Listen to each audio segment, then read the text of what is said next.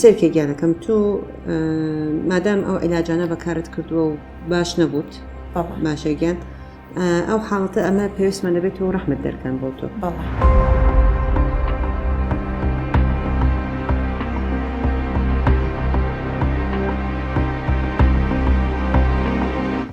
سڵاو دکتۆرە گیان. بەخێر بخاتون. ماندوو نەبی. سەلامەتە بگیانەکە. دکتۆرە گیان ببوورە نەزیفم. تەمەن جەنابەت چەندە خوشکم؟ 54 ساڵم. لەکەیە ئەو نەزیفە هەتا؟ چەند مانگیەکە. باشە. سەرت گێژە خوا؟ بەڵێ. ئەو خێنت کلۆکلۆی تایە دایکێ؟ بەڵێ. باشە ئازاری زگت هەیە لەگەڵی؟ بەڵێ. باشە گیانەکەم. هیچ سۆنەر و فەحسۆنت نەکردووە؟ کردومە پێشتر. هێناوتە لەگەڵ خۆت؟ نا. باش. ئاسای ئەگەر فەحسی خێن و سۆنەرێکی بکەی بۆمان؟ دەست خۆش بێ. ئەو ئەستەرمی بە سیستەمەوە لە بۆ جەنابەت ئەنێرن. باشە گیانەکەم. ئەگەر عەزەت بکێشە زەحمەت نابێ لە خوارەوە فەحسی خێنەکانیش بکەی بۆم ئەو ژوورەکەی بەردەممان سۆنەرێکی بکە و سۆنەرێکی داخلی بهێنە بۆمان. دەست خۆش بێ. چاوت خۆش بگە.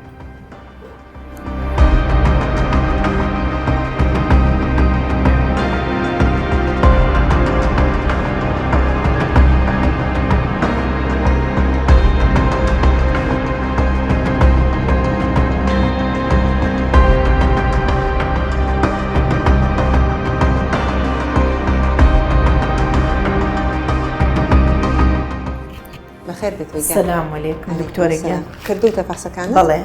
سونرك. استاذ سيري كم جنان. باشيكا.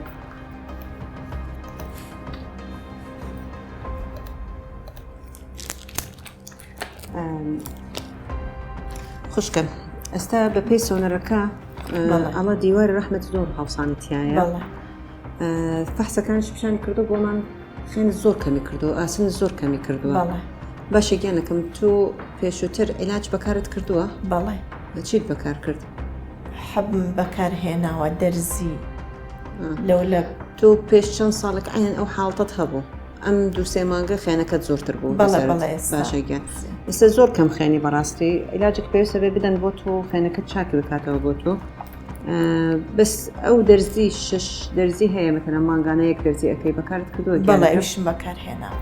ها باش نەبوو خێنەکەت؟ هیچ فەرق خوشک و دایکت وەکی جەنابەت؟ بەڵێ ئەوانیش باشە گیان. سێرکێ گیانەکەم تۆ مادام ئەو عیلاجانە بەکارت کردووە و باش نەبووت باشە گیان ئەو حاڵەتە ئەمە پێویستمان دەبێت و ڕەحمت دەرکەن بۆ تۆ. بەڵێ. با خێنەکەت چاک بە یەکەم جار ڕەحمت دەرەکەم بۆت. ئاسایەنات مشکلت نییە؟